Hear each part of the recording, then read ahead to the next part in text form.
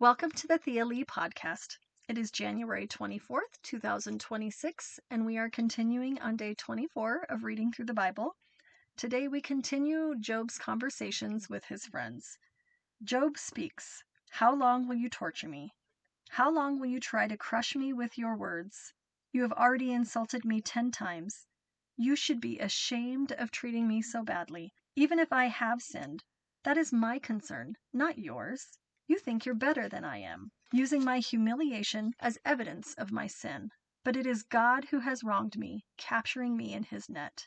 I cry out, and yet I find no justice. God has plunged my path into darkness. He stripped me of my honor. I am demolished. My relatives stay far away, and my friends have turned against me. My family is gone. When I call for my servants, they don't come. I have to plead with them." And here's a great statement. "My breath is repulsive to my wife. I am rejected by my own family. Even young children despise me, and when I talk to them, they turn away. Have mercy on me, my friends. Have mercy, for the hand of God has struck me. Must you also persecute me like God does? Haven't you chewed me up long enough?" And then he says that he wishes that his words would be recorded. But then he says this statement. "But as for me, I know that my Redeemer lives, and he will stand upon the earth at last. And after my body has decayed, yet in my body I will see God. I will see him for myself with my own eyes, and I am overwhelmed at the thought. How dare you go on persecuting me, saying that it is my own fault? You should fear punishment yourselves, for your attitude deserves punishment. Then you will indeed know judgment."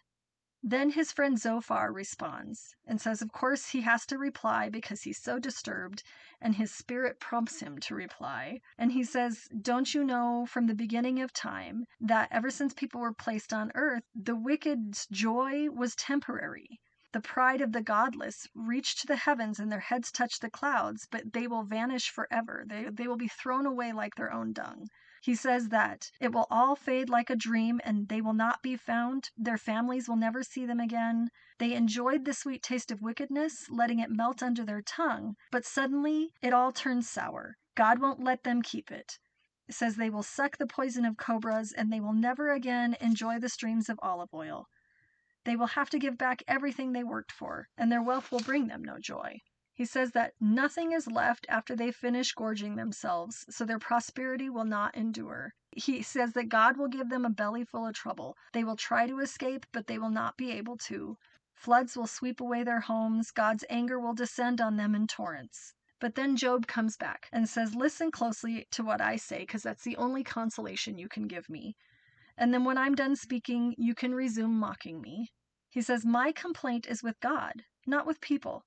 I have good reason to be so impatient. Just look at the shape that I'm in. My body trembles."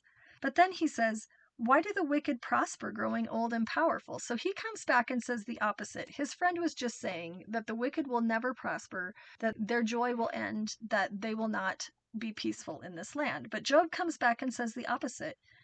The wicked live to see their children grow up, and they enjoy their grandchildren. Their homes are safe from every fear. God does not punish them. They let their children frisk about. They sing with tambourine and harp. They spend their days in prosperity, and they go to the grave in peace. And yet they still say to God, "Go away. We want no part of you and your ways." They say, "Who is the Almighty, and why should we obey him? What good will it do us to pray?" They think their prosperity is of their own doing. But I will have nothing to do with that kind of thinking. Yet the light of the wicked never seems to be extinguished. Do they ever have trouble? Does God distribute sorrows on them in anger? Are they driven before the wind? Not at all. Well, you say, at least God will punish their children, but I say God should punish the ones who sin, so that they understand his judgment. Let them see their own destruction. But who can teach a lesson to God, since he judges even the most powerful? One person dies in prosperity, completely comfortable and secure, the picture of good health, vigorous and fit. Another person dies in bitter poverty, never having tasted the good life. But both are buried in the same dust, and both are eaten by the same maggots.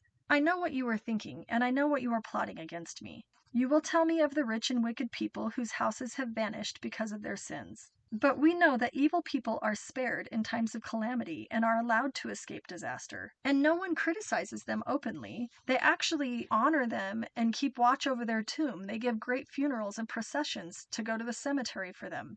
How can your empty cliches comfort me? All your explanations are lies. So I've been thinking about what's going on here with Job.